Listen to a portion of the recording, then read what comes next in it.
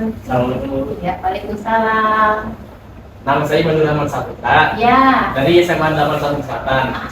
Kami di sini ingin meminta untuk wawancara Ibu Oh iya, siap. untuk pelajaran biologi Oh iya. terkait materi sistem reproduksi. Oh iya, ini. Kenalkan, nama saya Kezia Mauren Kristi.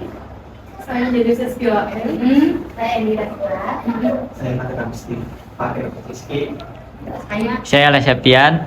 Oh iya. Sebagai kameramen. Nah, nggak apa-apa. Ini ada surat permohonan. Oh iya, ini suratnya ya. Iya. Iya. Ketua kelompoknya belum tanda tangan ya? Oh iya. Ya. Saya harus memberikan surat balasan juga nggak? Enggak perlu, Bu. Nggak perlu ya? Isi jawabannya Hanya saja. tanda tangan aja ya? Iya. Oke, siap. Setelah usai dari proses ini ya? Iya. Oke, siap. Monggo, kita mulai aja ya. Kita mulai. Apa kabar Ibu Bidan? Sehat? Baik, sehat, Mbak Kezia, Mas Rahman, Mbak Jenius, Mas Fatir. Indira, nama Elias. Pertama, Ibu sudah berapa lama menjadi bidan? Saya lulusan tuh tahun 2010. 2010 bulan April. Saya bekerja bagi praktek itu tahun 2015. Tahun 2015 praktek mandiri.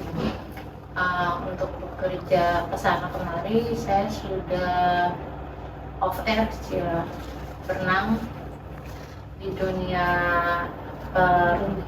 kebidanan itu dari tahun 2010 sampai sekarang.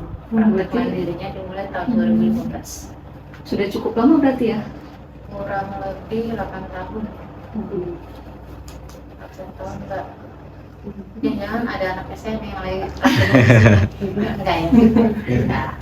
Selama 8 tahun itu ada nggak Bu suka dukanya sebagai bidan? Banyak Mbak.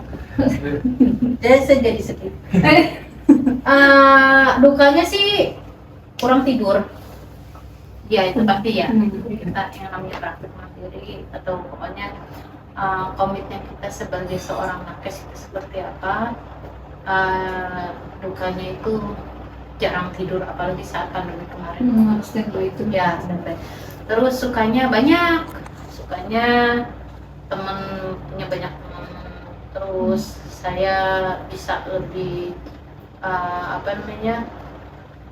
membantu sesama, khususnya perempuan, bayi dan balita, karena tugas saya atau kewenangan saya di sana sebagai seorang bidan dan memang sesuai dengan ilmu yang saya dapat di bangku sekolah. Ada nggak Bu pengalaman yang paling berkesan selama menjadi bidan? Sebenarnya itu berkesan dari sebenarnya dari sekolah ya Mbak ya. Kan dari saya sekolah dari tahun 2007 ya. Kesan itu banyak tuh. Tapi yang paling khusus terkesan adalah memang kita kemarin itu terkena virus yang benar-benar seluruh dunia. Itu benar-benar paling berkesan. Saya di sana itu gak ada yang minta Mbak, tapi panggilan itu jiwa itu bertanggung jawab. Saya seorang nakes, gak ada yang minta, tapi memang kan kita sesuai dengan prosedur mendapat surat edaran siapapun nakes itu harus membantu wilayah di tempat dia berada. Ya, nah, di situ saya mempunyai pasien, langsung aja ya fokus ya. Saya mempunyai pasien itu dengan hamil 40 minggu dan dia riwayat operasi sesar salinannya. Itu sampai dia keliling Kabupaten Bekasi. Saya nggak bisa bantu dia keliling karena memang sebelumnya seharusnya dia sudah konsultasi ke dokternya, seharusnya Mbak.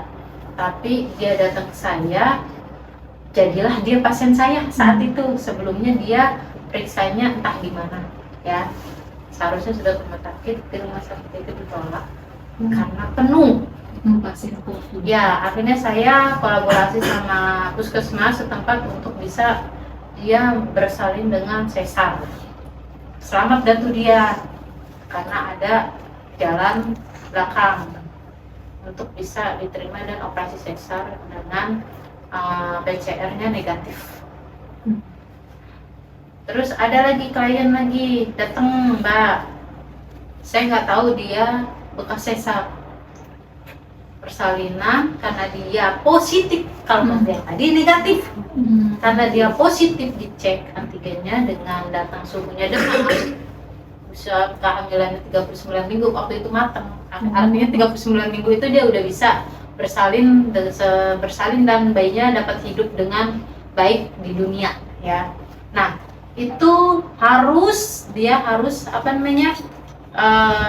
Karena positif saya rujuk dong ke rumah sakit. Nah, itu juga kalau dia datang ke saya berarti ya dia pasien saya gitu.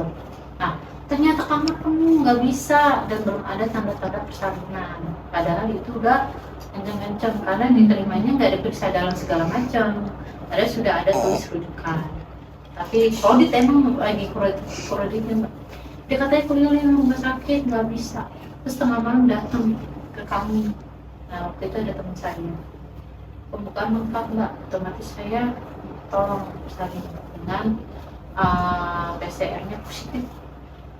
Nah, karena PCR positifnya itu benar-benar itu saat memang itu saya 3 hari belum tidur. Iya, karena memang kan pasien banyak mengumpul di sini. Ada yang di situ, saya mau ngusir gimana? Kasih ya Mbak. Benar-benar karena memang lemes kan dan nggak bisa ke rumah sakit juga, penuh di sini Mbak. Nah, habis itu PCR negatif udah campur bau, tidak ada physical distancing di sini. Terus saya hanya bermodalkan APD, terus sama handphone doang, dibantu oleh 2 teman saya di sini gitu. Nah, setelah itu bersalin semuanya terus bilang, Kak, ini positif ini apakah mungkin dia jangan sampai dokter gitu. Akhirnya dia dipulangkan dengan sehat, alhamdulillah. Allah itu masih melindungi kita semua. Pada satu akhirnya pasiennya pulang secara bergantian ke rumahnya masing-masing. Sampai sekarang bayinya sehat, ibunya sehat. Itu sih Mbak. Kalau banyak banget, tapi ya itu yang bisa saya memberikan informasi supaya teman-teman nanti kalau misalkan memilih profesi nakes harus siap sedia dengan kondisi apapun, realita di dunia mau perang kayak apa kayak gitu. Untuk usia termuda, ada berapa usia termuda pasien yang selama ini Ibu? 14 tahun. Termuda dalam bentuk apa nih? Usia Untuk apa? Hamil? Pasien banyak. 0 hari. Mbak ini lahiran juga ya? Ya, anggaplah yang hamil. Dari kehamilan semuanya. Tapi kalau misalkan khusus untuk Bu, ada nggak pasien dengan ibu hamil tapi usianya yang paling muda itu usia berapa? Nah, itu ada usia 14 tahun. Jangan takut, jangan khawatir. Dia akan diberikan sesuai dengan kebutuhannya dia, sesuai dengan kebutuhan usianya untuk persalinannya itu di rumah sakit. Karena pasti akan banyak mengalami kendala, karena kan semuanya kan masih belum matang reproduksinya gitu. Ada. Nah, tadi kan yang termuda, kalau yang tertua selama ini berapa? Ada usia yang tertua itu persalinan tetap di rumah sakit Mbak.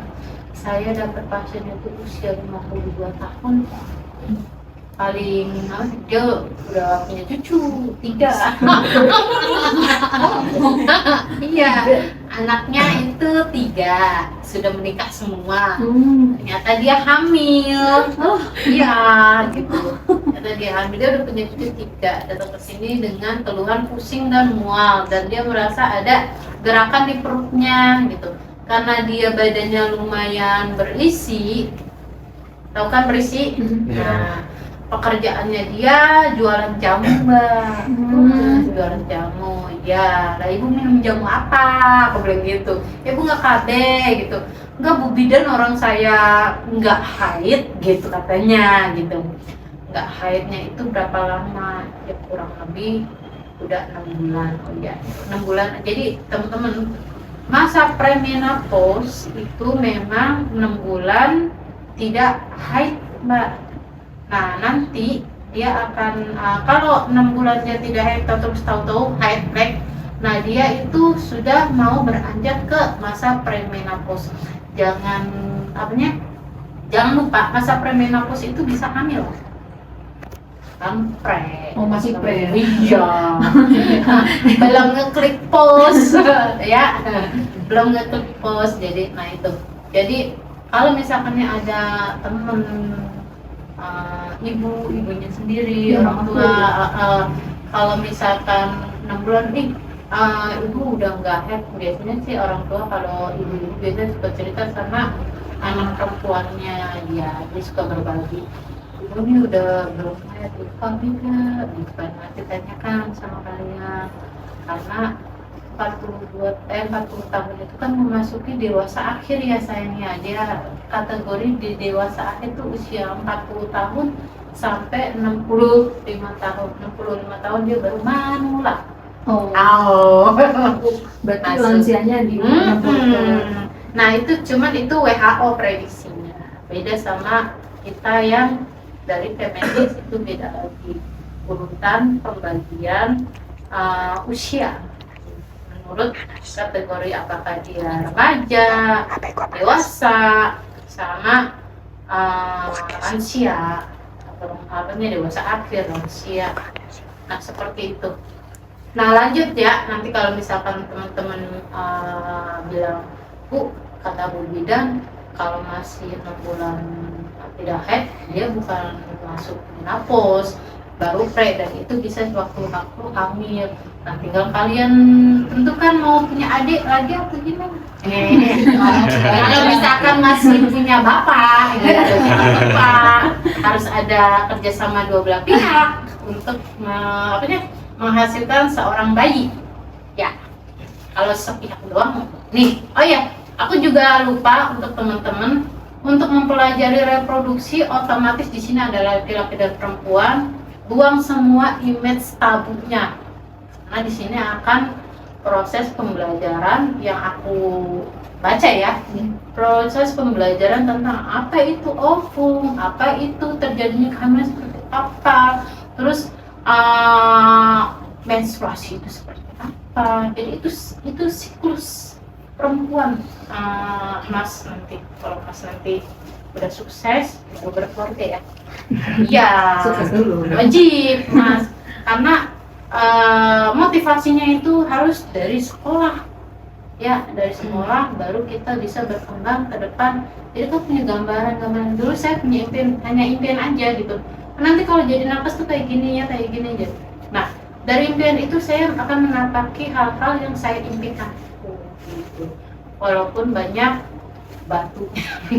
Ayo lagi Mbak, jadi paham ya? Paham. Nyangkut ya?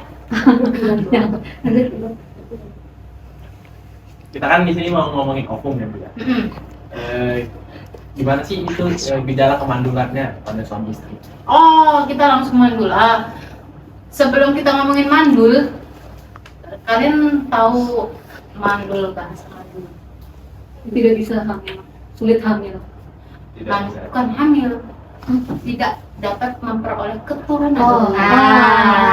Kan mandul bukan cuma cewek. Yang Oh, hamil kan iya. cewek. Bisa juga dari pihak Iya, cewek. jadi keturunan ya.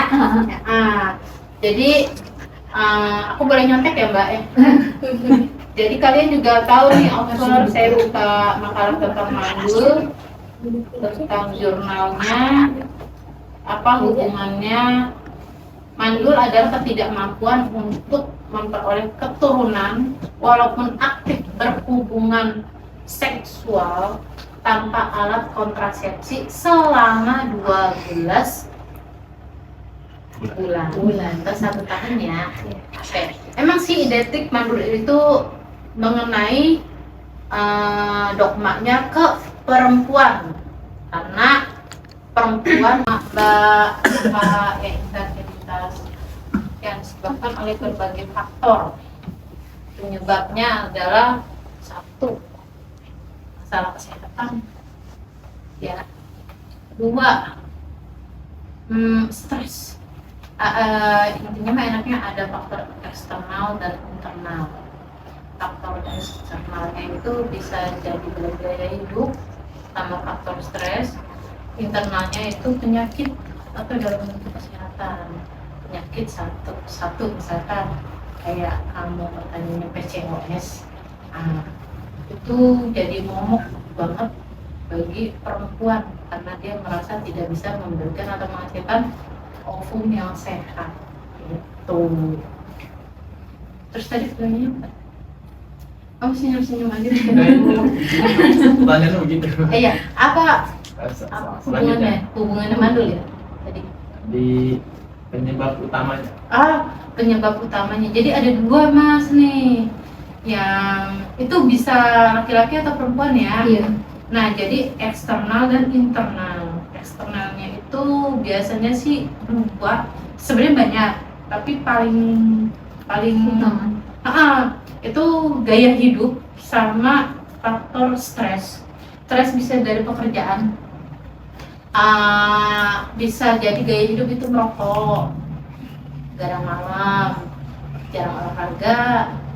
Nah itu, terus internalnya itu dari dalam, misalkan kesehatan, misalkan karena penyakit tertentu, ya tertentu itu banyak penyakitnya. Salah satunya itu kelainan hormonal, terus yang kedua penyakit lainnya misalkan jantung, dia punya penyakit jantung bawaan ya, otomatis kan dia nggak bisa menghasilkan walaupun sel telurnya baik gitu. Tapi bukan berarti dia mandi juga mbak atau mas. Jadi penyakit kelainan hormonalnya yaitu PCOS itu salah satu dari bentuk kelainan hormonal dari sel telur. Nah penyakit itu juga kan bisa derita oleh laki-laki atau perempuan gitu. Terus dari internalnya itu genetik, keturunan. PCOS juga ada yang keturunan mbak. Saya baru dapat itu pasien kemarin itu dengan PCOS, ternyata memang dari ibunya dia sudah PCOS, jadi menurun. Tapi PCOS sebenarnya bisa dicegah. Caranya nanti kita check it out. Saya dapat jurnalnya kok kemarin. Mas, Lanjut ya, Bu. Ovum seperti apa sih Bu yang bisa berpeluang besar itu jadi mandul? Oh, kirain yang sehat. Saya mau bilang ovum seperti saya. Oh, yang sehat kan? Halo. Pasti lah, udah jelas. Apa tadi ovum seperti apa ya? Ya. Yang berpeluang menjadi mandul. Ini saya merasa terdiskriminasi karena yang dibahas ovum aja, bukan sperma. Tapi ada kelompok yang bahas sperma ya, yang dia nggak punya ekor, nggak punya tangan buat lari gitu, atau kaki ya. Kecebong. Kayak cebong. Nah, ovum seperti apa mas? Ovum yang tidak bergizi mas, tidak sehat seperti saya. Tidak sehat seperti Mbak Kezi, tidak. Jadi dia kalau kita sih bilangnya stunting ya mas. Jadi gini Mbak sama kakak, aku mau bikin coret-coretan. Jadi gini, sebelum saya membahas ovum yang sehat, ovum yang tidak sehat, kita bahas ovum yang sehat dulu. Ovum yang sehat itu dihasilkan oleh ovarium, rumahnya nih Mbak. Kita punya perempuan ya, diberikan anugerah oleh Allah Subhanahu wa Ta'ala, penciptanya makhluk di dunia dan dunianya dan cakrawalanya, penciptanya itu mempunyai ovum kurang lebih 200.000 selama kurun kehidupan perempuan. Ini ya Mbak, kali 2 kan kita punya 2 ovarium, kanan dan kiri. Jadi kalian jangan khawatir laki-laki, bisa membuat anak banyak kalau kamu sehat gitu kan ya. Nah, ini dikali 2 berarti kita punya kesempatan berapa Mbak? 400.000. Ini tahun berapa ya, penelitian tahun berapa ya? Aku nggak dapet sayangnya ya, kurang lebih segini lah Mbak, antara 200 sampai 300.000. Ada sang penelitian bilang 300.000, 400.000 gitu. Jadi saya untuk sementara ini saya cuma bisa bilang segini, kita menghasilkan ovum yang saya sekitar 200 sampai 300.000 Mbak, itu mas. Nah, Karena hormonal sistem, yaitu tadi pengaruh dari pekerjaan, ini semuanya kayak pengait ya. Pekerjaan, stres, kita nggak mengelola stres dengan baik, makanan kita jorok. Nah, kita bisa memberikan ovum ini jelek atau tidak sesuai dengan ukurannya. Ovum sehat, ovum sehat, ciri-cirinya. Saya nggak dapet jurnalnya, Mbak. Ada ukurannya, Mas. Ciri-ciri ovum sehat. Pernah cari itunya, Mas? Makanya nanya. Oh. Iya, saya dapat kerjaan. Ini sih. Tadi kamu nanyanya ovum kan ya, Mas ya? Iya. Bukan rahim ya? Ya. Oke. Ada ukuran, jadi setiap perempuan itu tidak sama tentang ukuran ovum, tapi ovum seperti apakah yang bisa membuat dia menjadi bisa dibuahi. Nah itu juga kan tergantung spermanya ya. Itu ovumnya itu yang dia matang ya Mas ya, matang secara utuh ya Mas, sekitar siklus 21 sampai 35 hari. Nah ini pematangannya bisa dipetik atau buah rano. Ukurannya kurang lebih 2 sampai 5 nanometer. Nano ya, bukan senti ya. Di bawahnya senti ada desi ya. Benar nggak? Mini. Mini mah air Mbak. Milimeter. Milimeter. Ada ya? Mililiter tuh air. Iya, beda meter sama liternya. Terus nano di bawahnya nano. Nah itu ukurannya 2 sampai 5. Bisa dilihat Mas. Nah itu adalah ovum yang bisa dibuahi. Tapi gimana? Dia harus matang dulu. Dia itu matangnya dari apa? Dari hormon. Hormon yang bisa dia matangin apa? Namanya hormon FSH. Dihasilkan oleh di media oblongata. Di mana? Di otak kecil perempuan. Nggak mungkin laki-laki ya Mas. Di sini Mas, apanya Mbak, di media oblongata. Nah dia itu mengikuti siklus head menstruasinya perempuan, kaitannya ya Mas ya. Jadi nih hari pertama sampai misalkan siklus perempuannya 28 hari ya, yang paling normal segini. Siklus itu apa sih Bu? Siklus itu hari pertama menstruasi perempuan, dia nongol lagi sampai menstruasi berikutnya. Nah itu namanya siklus. Nah dari misalkan nih Mbak Ezi, saya tanggal 1 Bu biasa, atau saya tanggal 1 nih Bu, bulan kemarin dapatnya, tapi di akhir bulan saya kok dapat lagi ya gitu. Dapat lagi, saya bisa dalam 1 bulan 2 kali head. Bukan berarti dia cepet menstruasinya, tapi siklusnya lah yang bikin dia dalam 1 bulan 2 kali menstruasi. Itu jadi ada yang 21 hari, ada yang 35 hari. Jadi banyak nih Mbak, aku sama kamu mungkin berbeda. Kamu sama temen kamu Tidak ya? Oh iya Dira. Indira. Sama Indira mungkin berbeda. Kamu 21 hari, dia 25 hari. Nah, nanti sampai misalkan tanggal 1 haid, tanggal 21-nya kamu udah haid kembali. Nanti 21 hari kemudian nanti kamu haid lagi di bulan besoknya. Kalau siklusnya itu permanen atau kadang Permanen, namanya stabil kita bilangnya. Jadi apa namanya? Kita sih bilangnya siklusnya normal atau stabil atau teratur. Kita biasanya bilangnya gitu. Kalau klep 21 hari terus. Tapi ada yang misalkan jenius itu menstruasinya ini ada hubungannya dengan ini ya, apanya, kemandulan si ovum yang tidak bisa dibuahi. Nah, si jenius misalkan saya 25 hari tuh, tapi kadang 22 hari saya udah head gitu kan ya. Kadang saya 21 hari udah head. Jadi gimana dong, apakah itu teratur? Tidak, itu tidak teratur Mbak. tapi kamu teratur mens setiap bulan. Nah, itu. Jadi menstruasi setiap bulan. Oh, emang ada hubungannya kesuburan dengan menstruasi? Dogmanya itu pemikiran orang-orang yang terdahulu sampai sekarang itu namanya dogma. Ya. Itu tuh bahwa kesuburan perempuan itu dilihat dari menstruasinya.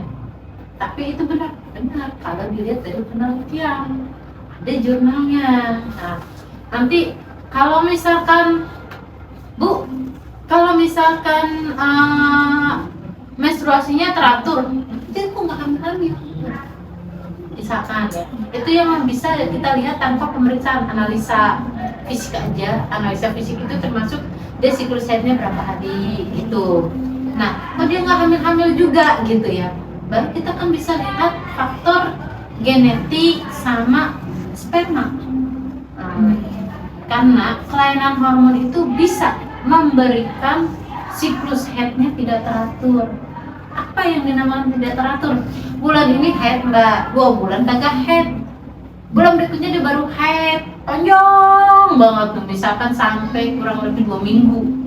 Terus dia nggak haid lagi sampai 3-4 bulan. Nah, itu yang dikatakan tidak teratur dan bisa diperiksa di laboratorium atau diperiksa dengan USG yang namanya bukan 4 dimensi karena nggak bisa dilihat, namanya HSG, atau pemeriksaan untuk melihat apakah ada sel telur yang aktif atau tidak, apakah ada sel telur yang matang atau tidak. Pas dilihat HSG, ternyata telurnya itu kecil-kecil. Nah, karena ada yang bilang, dokter bisa bilang, telurnya kecil-kecil gitu. Kalau aku sih bilang telurnya stunting. Stunting karena dia tidak mendapatkan cukup energi untuk dia besar gitu. Karena yang bisa dihamili adalah 2-5 nano yang ovum atau sel telur yang sehat. Nyangkut ya Mas ya? Insya Nyangkut lah. Karena kalau bicara ovum, kita bicara hormon. Hormonnya banyak Mas, ada 5, yaitu FSH. FSH ini merangsang hormon RH, lipid hormon, untuk menggedekan dia. Nah, makanannya tuh RH. Kalau kita sih biasanya dari yang luteum, itu luteum ya, dari luteum kuning itu bahasa medisnya pasti aku pokoknya kuning, menjadi degraf itu matang, gede, itu bisa keluar dan bisa dibuahi. Kalau nggak dibuahi dia akan menjadi luruh atau menstruasi, pecah. Dia pecah, menempel di endometrium, dia dengan kontraksi uterus, dia luruh dan keluarlah menstruasi perempuan. Itu dinamakan menstruasi.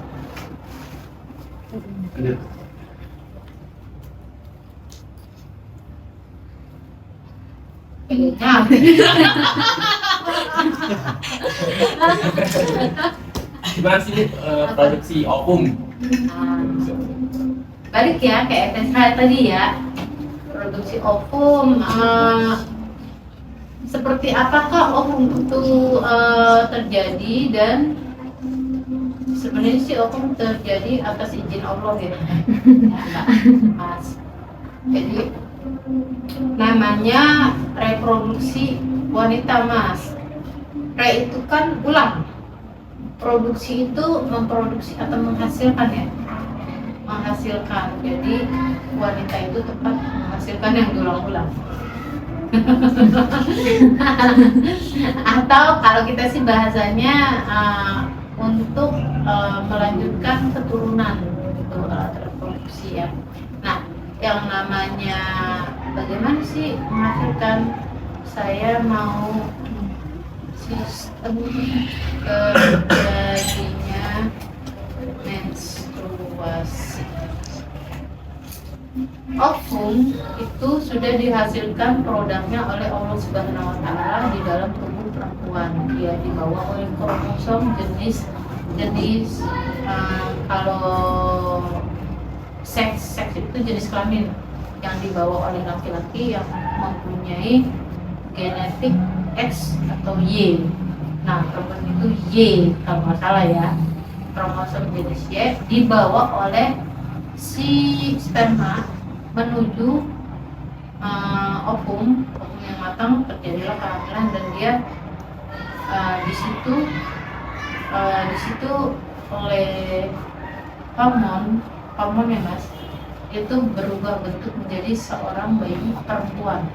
Terciptanya bayi perempuan udah diberikan oleh Allah lengkap dengan alat reproduksinya. Dia bisa hamil nanti. Jadi dari awalnya dari kromosom gen yang membawa itu. Nah setelah itu dia akan matang atau alat reproduksi wanita itu akan matang kalau setelah dia mencapai usia tertentu. Kenalkan sama si pubertas. Nah ya, pubertas itu sebuah transisi antara remaja remaja akhir biasanya terjadinya pubertas, yaitu pematangan reproduksi antara laki-laki dan perempuan. Nah, karena itu juga oleh hormon itu Mbak tahu growth hormon itu ada macam-macam Mbak. Misalkan kalau pada laki-laki testosteron, growth itu tumbuh, dia yang mendominasi ya untuk terjadinya pubertas seseorang, baik itu laki-laki dan perempuan. Bicara dengan perempuan, disitulah pematangan itu terbentuk mas, reproduksinya yang tadi mas Mbak tanyakan, apa namanya, pasien termuda itu usia berapa dan pasien tertua itu usia berapa, kaitannya memang akan menuju ke sini mbak. Nah disitulah alat reproduksi ini akan. Kenapa kok bisa hamil? Karena dia udah matang, udah bisa dibuahi oleh sperma, bisa dibuahi oleh sperma. Nah seperti itu. Nah, proses terjadinya pematangan yang namanya ovum, aku mau dia bisa gaya diperbesar. Jadi menstruasi perempuan itu ada bentuknya mas, perjalanannya ya. Aku mau cari gambar yang bagus biar bisa cerita.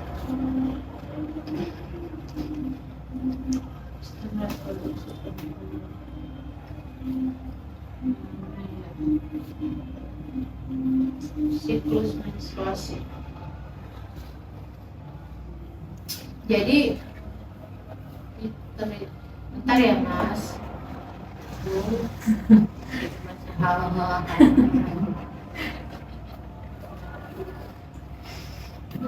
Enggak ini mas gambarnya. Kamu jangan tersinggung ya sayang. Ini mas, ini yang ini nih. Dalam hati aku nggak mau dibuka macam dia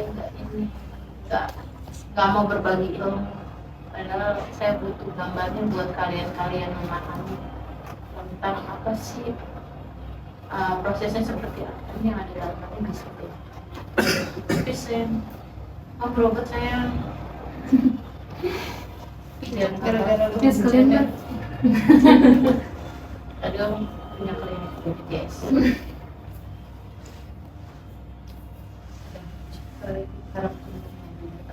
Jadi tadi apa pertanyaannya? Produksi ovum. Oh iya, bagaimana ovum berreproduksinya itu seperti apa? Yang pertama adalah rumah produksinya dia namanya ovarium atau yang menghasilkan sel telur ya. Dia menghasilkan sel telur kurang lebih dalam 1 bulan satu sel telur yang dihasilkan, karena prosesnya panjang. Prajuritnya atau pekerjanya, tenaga kerjanya namanya hormon tenaga kerjanya. Yang bekerja itu ada 5 hormon. Sel telur atau bahasa Inggrisnya ovum atau oosit atau ova, yaitu sel reproduksi atau reproduksi namanya gamet mas, yang dihasilkan dari ovarium pada perempuan.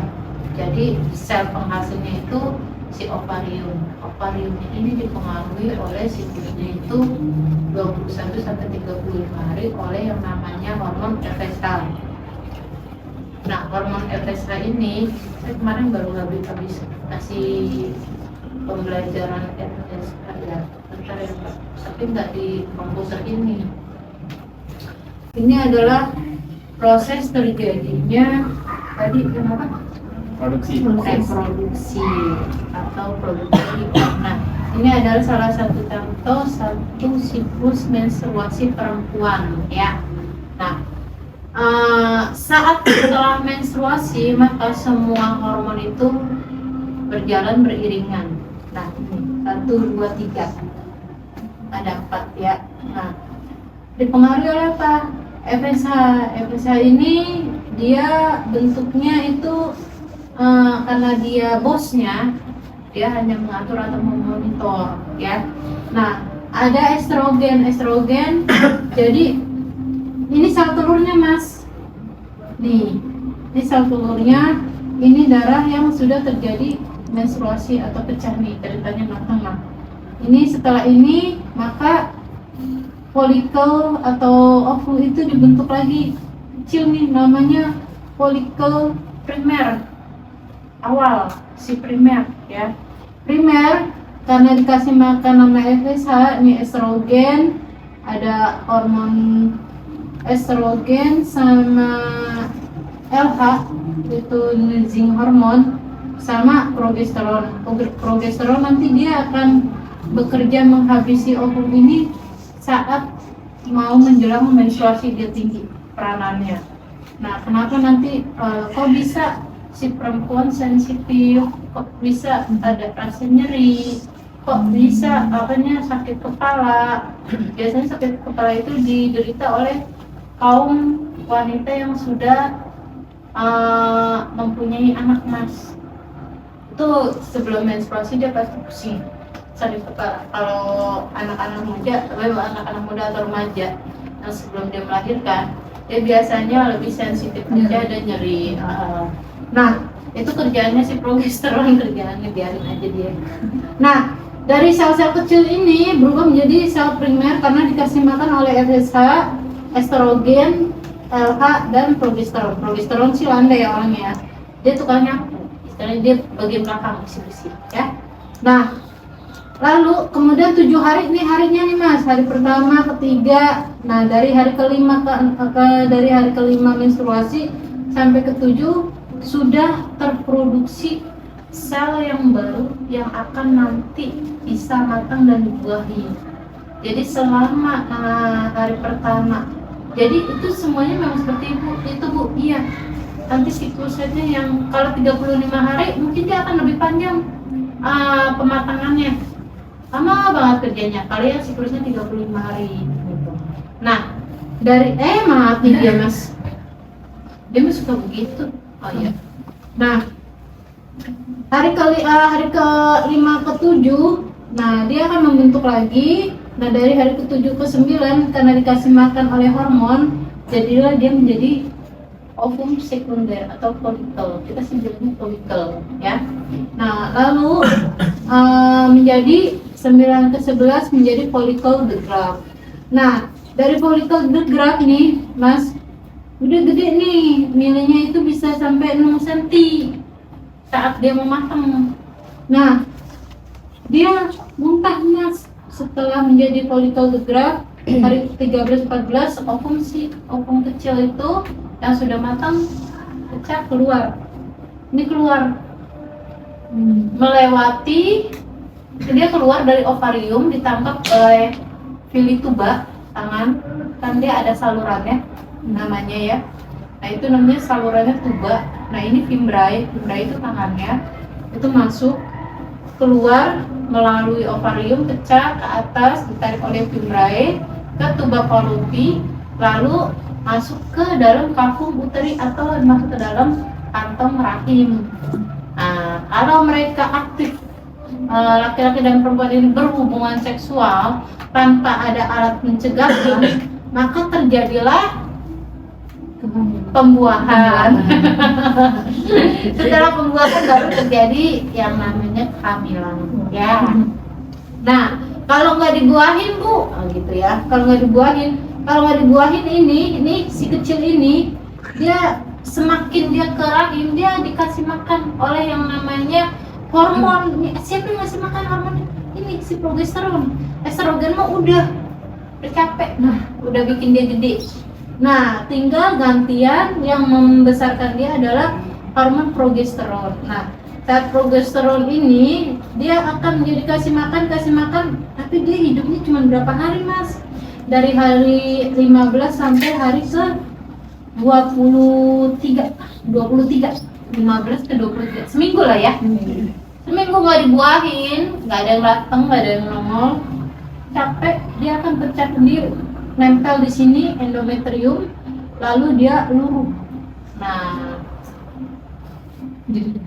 jadi darah, keluarlah menstruasi. Saat keluar menstruasi, kenapa kok nyeri? Karena yang namanya rahim, tau kan bentuk rahim Mbak? Tahu. Rahim tuh kayak alpukat, buah alpukat. Nah ini si rahim.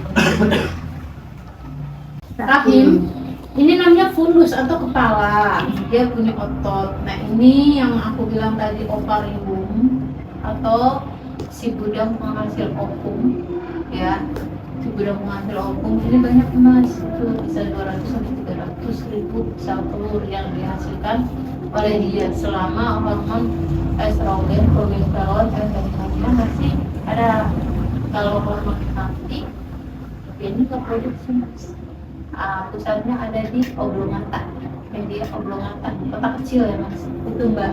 Nah ini yang aku bilang fimbriae, tangannya mengambil si sel telur dan dia punya magnet, nggak akan kemana-mana itu si sel telur jatuhnya, karena di sini adalah ada yang namanya selaput otot yang menunjang si ovarium. Nanti belajarnya anatomi fisiologi, ada hubungannya ke situ. Dia nggak akan kemana-mana nih, dia bergerak keluar pecah langsung ke fimbriae. Nah ini namanya tuba, saluran. Nah yang tadi karena kamu nanya cuma ovum aja, seperti apakah ovum yang mandul? Itu cuma ada ukuran ya. Dia biasanya kayak kurang energi, kalori, atau stunting. Ukurannya kecil, tidak bisa dibuatnya atau jelek ya. Nah ini ada kelainan juga yang bisa membuat perempuan tidak mempunyai keturunan karena ininya kecil jalannya sehingga ovumnya nggak bisa lewat. Jalanan gangnya ya. Jadi salurannya ini lebih kecil daripada si sel telur yang lewat, jadinya dia terhambat di sini. Tapi head ya nggak head. Jadi karena dia terhambat di sini, jadi otomatis si hormon memerintahkan, biar bisa lewat memerintahkannya. Ya akhirnya dengan otomatis dia tidak bereproduksi ini kan. Seharusnya kan ya. Jadi yang bisa lewat ini doang nih ceritanya. Ini selaputnya dia gangnya atau jalannya itu normal, lebarnya gitu. Sama si sel telur masih gedean, masih luasan jalannya. Nah ini bisa diakalin nanti nih dengan operasi, namanya operasi tuba Fallopi untuk memperbesar jalannya. Kalau karena dia jalannya diperbesar, maka otomatis hormon FSH yang di otak itu dengan secara spontan dia akan memerintahkan pembentukan hormon LH di sini di ovarium, dihasilkan oleh ovarium, hormon LH. Nah ini nih akan memerintahkan dia untuk bereproduksi, dan dia karena bibitnya ada sel telur di sini, maka dia akan aktif kembali. Jadi dipengaruhi oleh hormon Mas. ya. Dan jadinya oh ya. Nah, nanti kalau misalkan dia kagak dibuahi, dia akan nempel di sini Mbak, namanya endometrium. Nah, kelainan apa aja kan yang ada di endometrium? Ada namanya endometriosis. Ini berubah sewaktu terjadinya. Biasanya tempatnya si sel telur tertanam. Mau dia dibuahi atau dia tidak dibuahi, dia tertanam di sini. Nih. Di sini banyak banget yang namanya makanan karena dia tingginya selaput darah nih. Bukan selaput darah himen ya. Artinya dia jaringan pembuluh darahnya banyak. Ini yang merah ini adalah jaringan pembuluh darah. Nah, ini namanya otot myometrium. Myometrium atau bagian dari uterus di dalam setelah endometrium. Endometriosis ini bukan cuma kena di rahim, bisa di sini endometriosis menempel. Artinya itu adalah sebuah selaput yang kaya dengan pembuluh darah. Nah, ini paham di sini? Nah, jadi kalau misalkan sel telur dibuahi, maka dia akan nempel di selaput endometrium dan dia akan mendapat pasokan nutrisi yang banyak. Dan jadilah dia pembelahan karena dia udah pembelahan di sini. Setelah dia embrio, dia akan dikeluarkan oleh endometrium karena dia harus mempunyai atau punya kehidupan baru. Itu udah lihat dari Allah. Susah saya menjelaskan ya. Tapi secara fisiologi seperti itu terjadinya. Paham di sini? Paham. Adakah pengaruhnya apabila salah satu ovarium pada wanita diangkat semisal ada penyakit atau infeksi? Bisa lah, kan dia punya dua. Pengaruhnya apa? Ya 50-50, 50%. Tapi bukan berarti si perempuan nggak bisa punya anak, bisa punya anak. Karena dia masih bisa menghasilkan. Masih ada satu lagi. Ya, masih ada satu lagi, nggak apa-apa dan itu banyak. Kurang lebih 3% penduduk Indonesia yang perempuan itu dengan ada penyakit tertentu, dia masih bisa menghasilkan kurang lebih 3% itu. 3% yang lainnya nggak ada, itu 98% bisa hamil. Misalkan 10 orang nih dari 3% yang lainnya diambil, 10 orang nih, 9 orang itu bisa hamil. Jadi jangan mendahului quadratul omen. Oke, lanjut. Kalau misalnya seorang wanita, dia bisa nggak sih nyumbangin ovariumnya ke wanita yang lain? Bisa. Transplantasi gitu. Bisa. Yang tadi yang saya bilang itu ada metodenya. yang dari tabung. Bisa nih dia sama dia pengen, tapi dia nggak punya makanan, tapi sel telurnya dia, misalkan rahimnya diambil, dia mau gedein di mana? Tapi ovariumnya aktif, ya kan? Kan bukan ovarium itu kan penghasil si ovum. Ovumnya dia sehat, nah dia pengen punya keturunan dari si B, laki-laki B setuju, dia ngontrak perempuan satu, nih buat gedein anak gua. Nanti kalau udah lu lahir, gak usah lewat bawah, operasi sesar, bayinya ke gua gitu. Ini lu gua kasih uang. Nah seperti itu. Dan ada tinggal cari aja rumah sakit yang informasinya dari rumah sakit. Bisa Mbak. Apakah ovum yang sudah keluar dari dalam tubuh masih bisa dibuahi oleh sperma? Bisa, kan diambil. Nih, ini nih ada dua nih penawarannya ya. Dengan cara dia diambil dengan teknologi untuk dibuahi, bisa Pak? Bisa gitu. Ya itu ada teknologinya. Tapi kalau misalkan si ovum kalau keluar dari kita, jadinya menstruasi. Paham nggak? Ini ovum sehat. Bisa nggak dibuahi keluar? Bisa. Dengan teknologi. Udah. Kalau nggak bisa dibuahi, ya menstruasi Pak. Gitu. Tapi kan ada jamnya, ada harinya atau tanggalnya, bisa 7 atau 8 hari hidupnya gitu. tuh, atau 32 jam atau hidupnya 72 jam bisa dibuahi. Kalau setelah itu walaupun dengan teknologi dia nggak bisa gitu, jadi ada jamnya tapi bisa.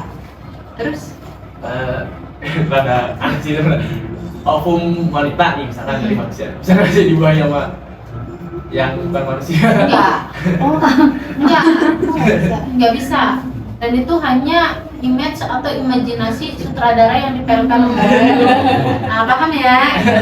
Untuk saat ini Pak belum ada teknologinya, misalkan dari selain manusia, Gondorwo kayak apa. Nah, itu mitos ya Mbak. Atau misalkan kamu tahu hamil sama Gondorwo, misalkan gitu ya. Itu nggak ada penelitiannya Mbak, dan itu terbantahkan, itu mitos.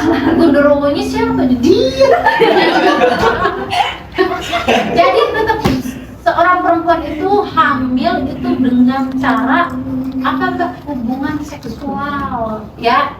Kalau yang normal, kalau yang nggak normal itu tadi dari bayi tabung dengan sistem reproduksi. Nah sekarang saya ini wujudnya aja kagak tahu kan gimana ngeliat sperma, barangnya aja nggak kelihatan. Udah lanjut. Dulu kan ada berita rame-rame tuh Bu tentang yang kalau cewek sama cowok satu kolam renang tuh bisa hamil. Itu mitos. Itu berarti nggak ada Terbantahkan, soalnya. nggak ada.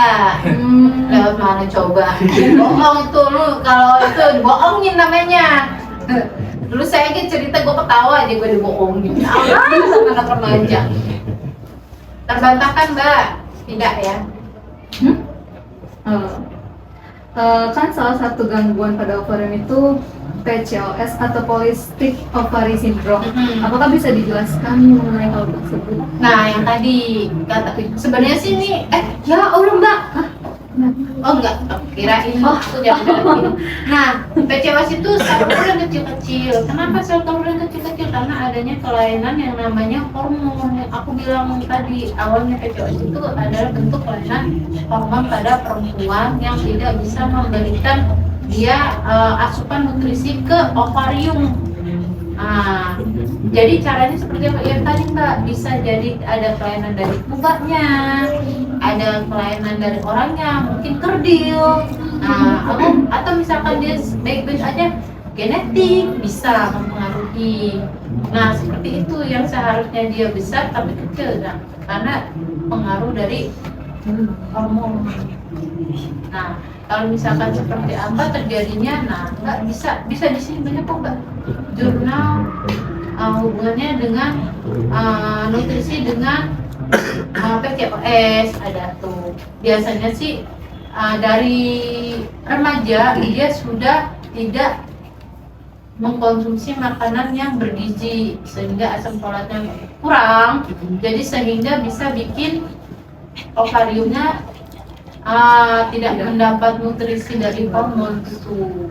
Nah, dari sebenarnya PCOS itu bisa diakalin dari remaja. Si remaja ini adalah hidupnya sehat, sehatnya bersenam, makan teratur, makannya dengan gizi yang baik, tidak dengan makan makanan yang junk food. Nah, itu yang saya maksud ya. Terus kurangnya asupan yang berbahan pengawet.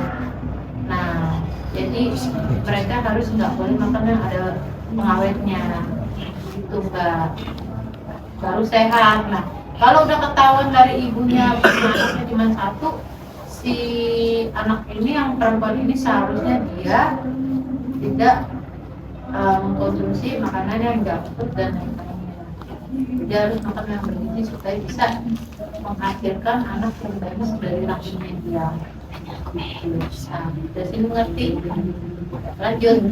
Biasanya kan orang-orang itu kalau misalnya lagi hamil dijauhin nih dari hewan-hewan gitu kayak unggas, kucing atau itu apa beneran ada pengaruhnya? Benar, ada pengaruhnya dengan hewan. Salah satunya adalah gigitan. Gigitannya dia itu mengandung virus. Nah, kalau misalkan hewan berbulu ya terutama ya, hewan berbulunya itu sehat, maka jangan khawatir, nggak ada kok istilahnya 50% yang terjadi seperti pengaruhnya pada hewan ke manusia. kecuali kalau dia itu pengaruhnya itu kalau hewan itu sakit punya virus. Nah kalau misalkan hewannya bersih, notabene dia baik-baik aja kok. Banyak kok yang pemelihara hewan itu dia bisa makan itu. Yang paling 98% itu adalah makanan yang tidak sehat atau makanan yang tidak matang. Nah itu dia banyak yang namanya mengandung virus. Misalkan tol itu ya itu karena dari orang dokter bilang ada pelihara hewan enggak segala macam, ternyata enggak juga. Jadi yang paling lebih kuat adalah dari makanan yang mentah. Nah, salah satunya makan satenya nggak matang, ternyata satenya itu banyak mengandung virus, terus terutama yang tadi ya, atau dia hidupnya tidak sehat, misalkan dia barang hewan tapi hewannya itu kotor, dia juga kotor, itu juga sama. Jadi dengan gaya hidup nggak ada kaitannya dengan Berarti masih boleh dipelihara, boleh, asalkan bersih. iya, dengan cara yang baik, maka tidak akan mempengaruhi kehamilan. Itu satu lagi Berarti yang mana? terakhir. Yang terakhir aja. Oke Bu, terima kasih atas ilmunya. Adakah pesan bagi para remaja berkaitan dengan keharusan menjaga kesehatan organ reproduksi? Ya ada banget deh. Pesan juga buat adik tingkatnya, buat saudaranya di rumah yang baru menikah remaja. Yang namanya PCOS itu memang dogma bagi perempuan dengan kehamilan. PCOS itu memang 78% itu sulit hamil, itu benar nggak? Nah, karena apa? Gimana mau menghamili orang sel telurnya dia kecil-kecil, dan kalau dia nggak akan matang, dia nggak akan bisa menstruasi kalau dia nggak matang. Jadi PCOS yang namanya berarti kalau menstruasi itu dia bagus mas. Nanti yang bisa dilihat adalah laki-lakinya. Kalau laki-lakinya sehat, perempuannya sehat, tinggal tawaduknya aja minta sama Allah Subhanahu wa Ta'ala. Karena kehamilan itu juga kan keturunan manusia insan yang akan ada di dunia yang harus punya garis hidup. Itu kan Allah yang menentukan gitu. Tapi bagaimana caranya kita supaya sehat, supaya Allah itu paham, oh ya kamu bisa saya berikan manusia atau insan yang sehat, nah gitu. Jadi jaga kesehatannya Mbak, jangan berhubungan seksual sebelum Waktunya menikah. Waktunya dari dia pubertas sudah bisa, sebelum menikah jauhi seks bebas ya. Untuk perempuannya terutama menjaga kesehatan itu bukan cuma mandi, cuci kaki, cuci kamar, makan. Menjaga kesehatan itu enggak adalah salah satunya gaya hidup, tidak begadang ya, yang enggak perlu, tidak merokok ya, tidak minum minuman beralkohol, tidak narkoba ya. Yang pertama seks bebas, yang kedua makan makanan yang bergizi, hindari merokok ya, minuman beralkohol, begadang, dan carilah teman yang baik Mbak, baik ilmunya, baik agamanya, yang baik artinya masa depannya bukan saya atau guru. Kalian menentuin masa depan kalian pengen jadi apa besok. Nah, terus yang ketiga olahraga mumpung kalian masih muda, badannya masih modot itu bahasa Jawa, jadi masih bisa berkembang, tumbuh, masih bisa tumbuh ya. Nah, terus minum vitamin besi karena kamu butuh, 90% kamu butuh, dia butuh, kamu butuh ya. Karena zat besi itu bukan cuma buat memberikan KB, tapi memberikan tenaga buat otak, makanan buat otak. Paham ya? Nah, itu terus terbanyak makan sayur dan buah. Ampun, saya sama perempuan sama remaja perempuan bingung nggak? Sayur itu kemana mas? Apa salahnya sayur coba? Dia minta di ruang, enggak, cuma makan udah dimakan ibu. Makan ya. Jadi jangan enggak ya. Kalau rasanya dia enak, gitu. Dia pengen apa milih supaya saya rasanya enak kan enggak juga gitu. Nah, terus itu aja sih Mbak pesannya. Biar kalian itu besok gede itu tetap yang nikmatin kalian. jangan merokok mas. Enggak. Tadi yang jangan merokok, jauhin narkoba itu bukan cuma kalian ingatnya bukan buat perempuan tapi semuanya mau sih. Semoga apa yang saya berikan ini siang ini bisa nempel di otaknya masing-masing, jadi bisa bermanfaat buat ilmunya ke depan. Jadi saya kan juga salah satunya adalah sudah ilmu apa yang saya peroleh saya informasikan. Ada lagi? Sudah. Kalau rasa sudah cukup. Sudah cukup ya. Untuk lebih kurangnya saya banyak keterbatasan waktu, keterbatasan ilmu juga. Ilmu yang sempurnanya adalah milik Allah, kebenaran yang datangnya juga dari Allah, bukan dari saya semata. Saya mengucapkan terima kasih banyak sama teman-teman udah mau kesini minta ilmu, berbagi ilmu. Ini saya juga salah nggak menanyakan kalian pernah dapat ilmu apa. Jadi kita saling berbagi, saling sharing, saling bisa bahas. Jadi ini bisa dikembangkan kemana-mana yang produk yang kalian buat gitu. Tapi kalau misalkan paparan saya terlalu mengambang kemana-mana, kalian bisa cari di Google, bisa searching di situ untuk jawabannya. Jadi apa sih namanya? Saya hanya pengantar prolog untuk mencari ilmu kalian. Artinya kalian mencari ilmu itu.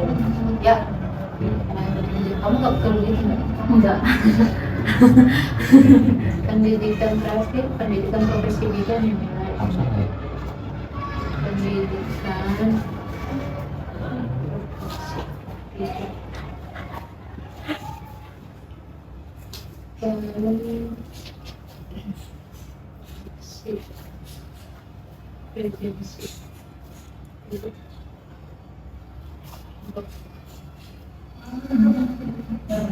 Selesai.